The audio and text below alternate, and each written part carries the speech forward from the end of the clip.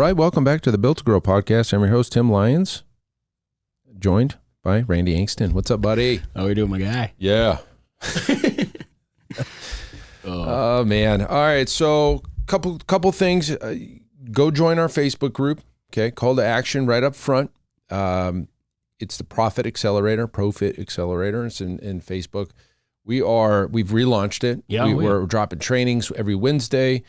We're dropping all kinds of cool stuff in there. The conversation's already started. We really just relaunched it. This week, if we're being honest, yesterday. But we've got a training in there tomorrow. We should be doing it one every Wednesday try to do it every Wednesday, best we can. Goal there is to help you win. Bottom line, we're breaking down some of the lessons here from this show, and we're bringing them over there and kind of breaking it down a little bit further so you can understand and, take it and win. So go join that group. Link in show notes for that. So check that out. All right. So this episode today, folks, is about taking action. One of the toughest things for people to do is get around not being perfect all the time when they're doing something. There's never a right time for everything. Like having a kid, never the right time. You're never going to have enough money to buy the house, get in the market, figure it out, right? Never a great time to start a business, but never a great time the best time to start a business or whatever is whatever. You already started it last year, 20 right? Years ago, yeah. 20 years ago. Never a great time to invest money into Bitcoin. Best time to do is 20 years ago. So at the end of the day, it's literally taking action. One of these things I've lived by forever in the business world was like, keep moving forward. It's okay to make a bad, decision. Again, you've heard me say it, whoever it is that works for the company, like, listen, you've got a role, take a decision. Don't wait for an answer, make a decision. And whether or not it's right or wrong, that's irrelevant. There better be a reason you made the decision, right? Thought process, but taking action is way more important than being perfect 100% of the time. Yeah. Because at that point, you're never taking action. Semi-private pro, it's been through 5 iterations already, but we got it out early. It was a Google Doc for a while. Yeah. We used it internally. It was Google Sheets. It was formulas built into that thing. Zach's amazing. He's figured it all out. But, that's how we were running our operations. And then we created a app around a software that drives it, and we keep adding to it.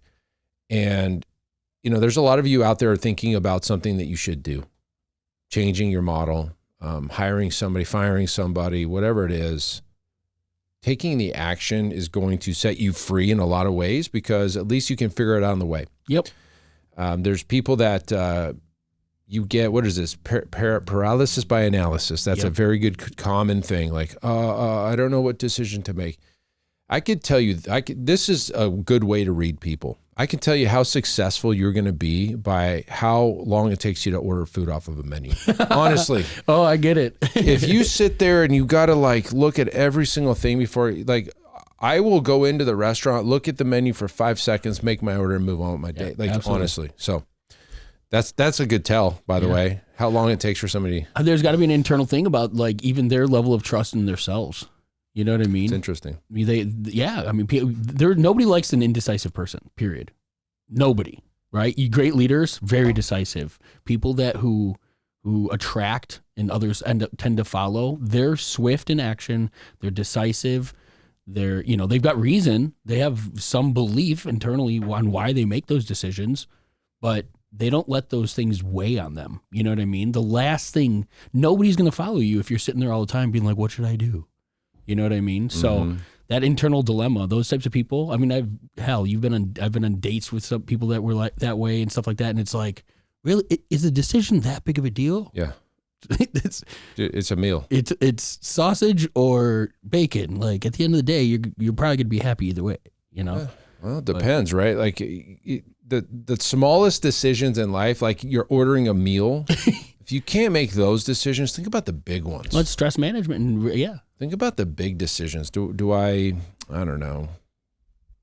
Do I try this drug that the doctor gave me or not? Like to solve, to cure cancer. Like that's a big decision, right? Like if you can't make the small ones, can you imagine how long that'll never happen? Yeah.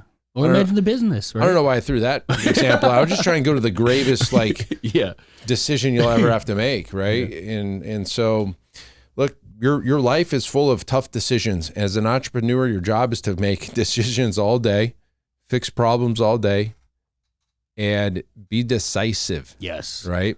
Yes. And I think you nailed it with nobody's going to follow you as a leader of your business if you can't figure out anything. Yeah. There's people that can't figure out anything. How'd you get this far without making decisions? Well, there's something in there too. You said like with the intention, being intentional, right? Moving forward, when you're making that decision, even us as employees in this organization, right? You expect us to make a decision with the knowledge that we have, with in the best belief of what's going to benefit the business.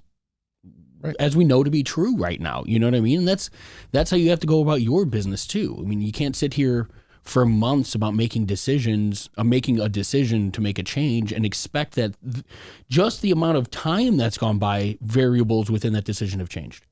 You know what I mean? The time of year, let's say you're changing your model, or let's do a price raise, right? Like we've gone through the price raise.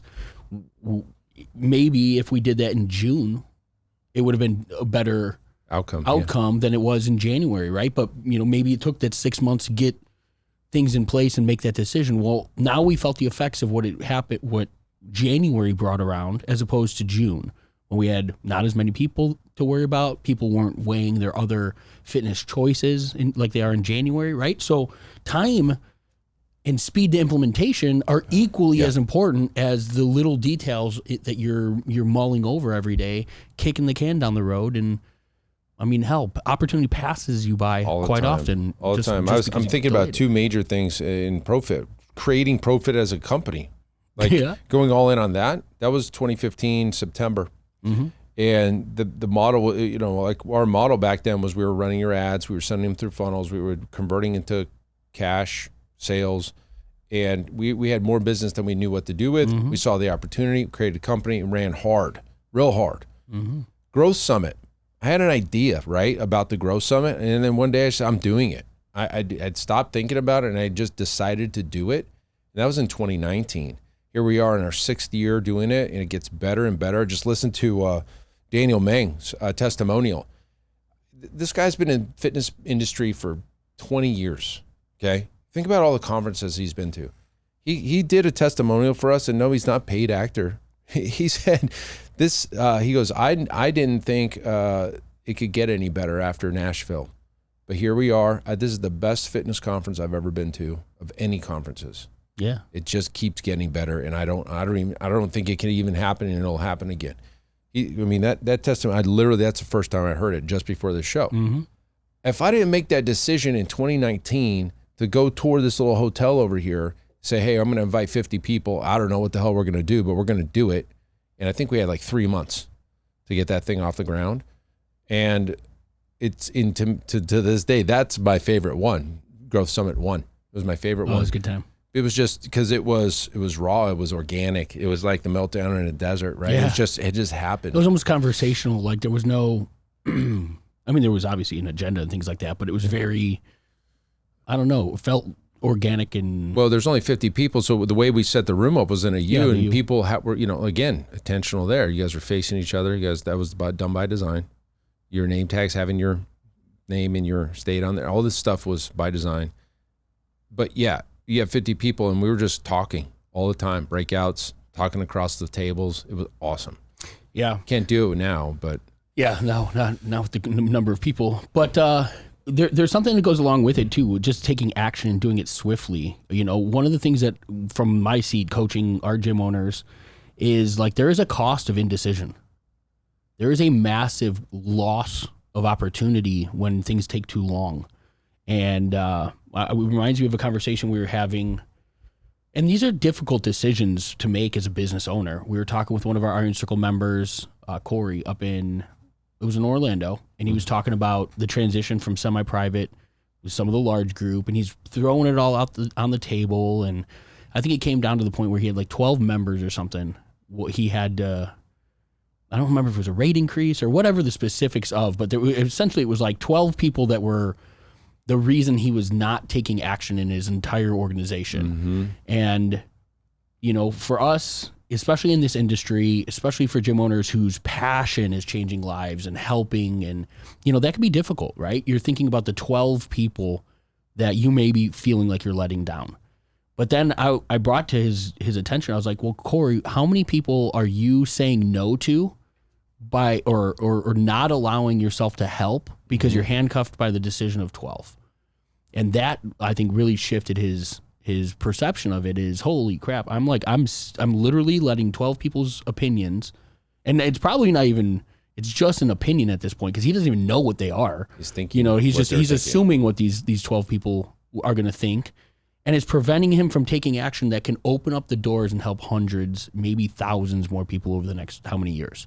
That's going to be the number one indecisive move for gym owners listening to this, is a price raise. Sure. You need to do it, and you're worried about 12 people. Mm-hmm. Like, for example, back in the day when we changed our model over from a 24-hour gym to a training gym, right? We used to be a 24-hour gym, like a Anytime Fitness, with training if you wanted it, through independent trainers. And I had to make a decision to get rid of all of this equipment that was brand new. It was probably less than a year old, brand new stuff. And can you imagine the decision? I mean, I did it, right? It's like, that's a tough decision. I just spent 6 figures on equipment. I know that. Yep. And now I'm throwing it into a storage unit so I can open up the model. There's going to be a lot of people who would never have made that decision. But if I didn't, I would be close. Let's be honest. So, I'm glad I did it, and I would never have gone back the other way. Left or right. The outcomes, and this is what you guys have to think about and kind of look at, is what is the big picture? What is the opportunity that the decision opens up? Not just the risk on the other side, right? Mm-hmm.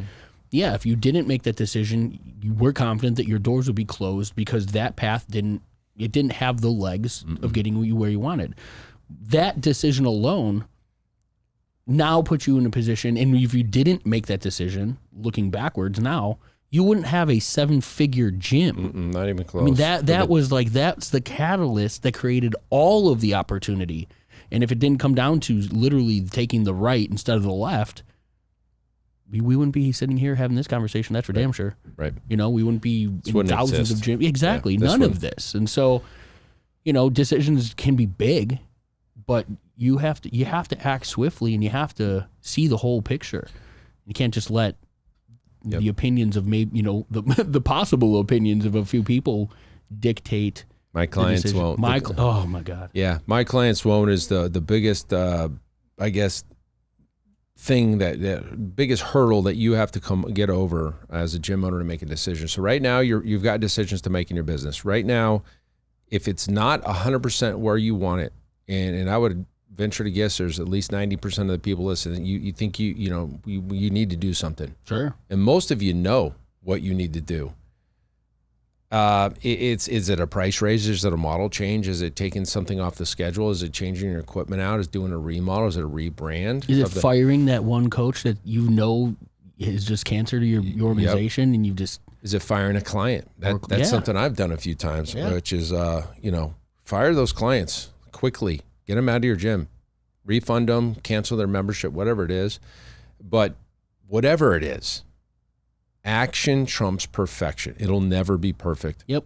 And the best and the brightest and the I guess most successful business owners are constantly making decisions that aren't perfect. They're not perfectly thought out. They have a feeling. They think it's the right decision. There's a reason they're making the decision. But if they sat on their hands and waited for everything to align, the stars align, the time of the year align, you'll never do it. Is it a book you want to write? Write the damn book. Mm-hmm. Is it a coaching program you need to sign up for, and just do it? Find the money and do it. Is it, whatever? There's a million decisions that you make in a day, but whatever those are, just know it'll never be perfect. You got to get it as close as possible. And this is a good, this is one of those positions where logic and emotion fight each other sometimes, right? Mm-hmm. Logically, put it on paper. The numbers typically tell you what the best answer of the business should be. That doesn't mean you could always pull it off, but that's at least we know the logic. This is the math. This makes sense. It's probably the direction I should be going.